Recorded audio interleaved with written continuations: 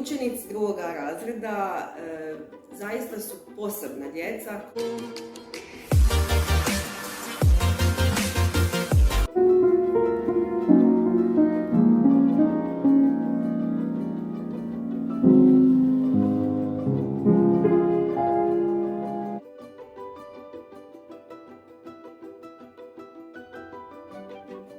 Početkom listopada 2020. godine održali smo jednu izvanučioničnu nastavu koja je bila namijenjena za učenike drugog A razreda francuskog dvojezičnog programa, a nastavlja se na nastavu francuskog jezika i likovne umjetnosti na francuskom jeziku koje provodimo u redovnom školskom programu.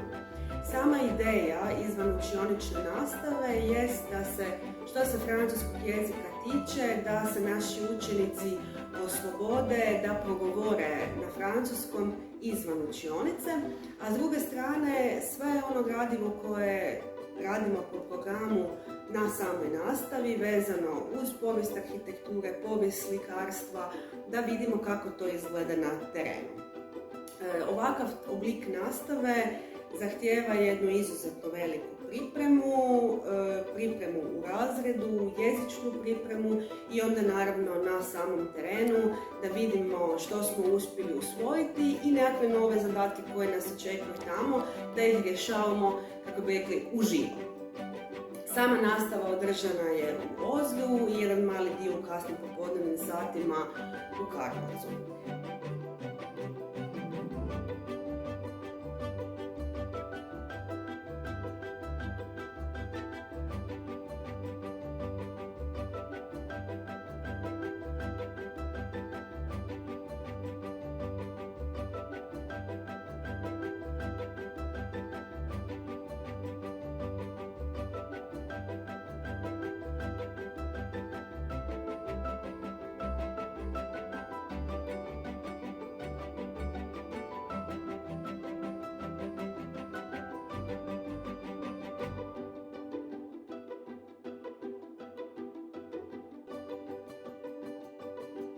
U subotu smo u 8 ujutro krenuli busom u Ozalj. Naše prvo odredište bilo je etno selo gdje smo upoznali gospodina Razuma, muzejskog djelatnika.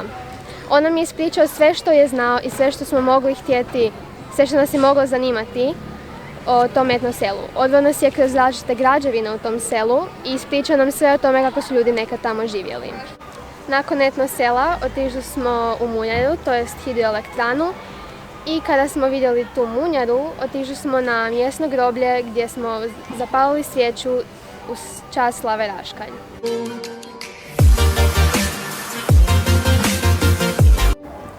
Znači, odlična destinacija za subotnji izlet je grad Ozalj. Ozalj je mali grad koji se smjestio na desnoj obali Kupe od svega 1100 stanovnika. U samom centru grada se nalazi dvorac Ozalj, koji je smješten na klisuri iznad same rijeke, a jedinstveni primjer je to što je kroz samu klisuru još za vrijeme Austro-Ugarske monarhije prokopan tunel kroz koji prolazi željeznička pruga. Nekoliko stotina metara dalje se nalazi hidroelektrana Ozalj, popularno zvana Munjara. Relativno blizu dvorca se nalazi i crkva Svetoga Vida, koja je posebno jer se nalazi na brežuljku i još je posebna zato što je uz samu crkvu pokopana i poznata hrvatska gluhonijema slikarica Slava Raškaj. Nakon etno sela, kad smo s busom došli ispred Munjare, bio je prilično vedar dan, malo oblačno, nije padala kiša, bilo je malo blatnjavo, ali ne znam, slapovi su bili jako lijepi i Munjara ima jako fora izgled. I kada su Maja i Tija imale prezentaciju o Munjari, sama Munjara i slapovi su bili jako lijepa pozadina. Za nagradu smo pred dvorcem Ozljem pojeli svako svoju štrudlu.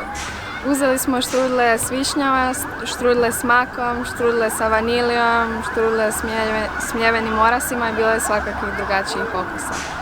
Zanimljivo je to što su te štrudle ušle u Guinnessovu knjigu rekorda kao najduže i najveće štrudle na cijelom svijetu. Mislim da je cijena štrudli koja je 25 kuna po komadu sasvim pristojna i dobra. I svakome ko ode u Ozalj svakako bih preporučila da proba te štrudle.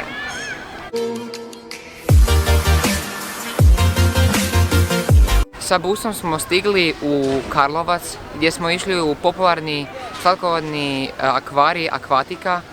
Tamo se nalazi popularne vrste riba koje se nalaze na području Hrvatske i općenito u Karlovcu. Bilo nam je odlično u Ozlju, puno smo toga naučili što je već bilo u sklopu nastave, a uz sve naučeno super smo se zabavili i najdraži dio puta nam je bio sjediti na balkonu dvora, da smo imali lijep pogled na Kupu i jeli one famozne štrudle. Ovom prilikom htjela bih se zahvaliti gospođi ravnateljici gospođi Vajdovčić koja je od samog početka podržala ovaj projekt.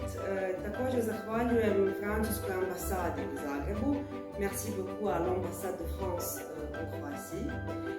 Zahvaljujem roditeljima koji su u ovoj teškoj epidemiološkoj situaciji prepoznali vrijednost odlazaka učenika na teren i održavanja ovakve jedne nastave. I naravno zahvaljujem se gospodinu Razumu, muzejskom djelatniku koji nas je dočekao u Ozlju, koji je punim srcem prihvatio ovakav jedan projekt, koji je sudjelovao sa mnom i u pripremi samih radionica i kasnije provodio nas je kroz Ozalj i pokazao nam je dijelove koje se u nekakvim redovnim pregledima ne mogu vidjeti.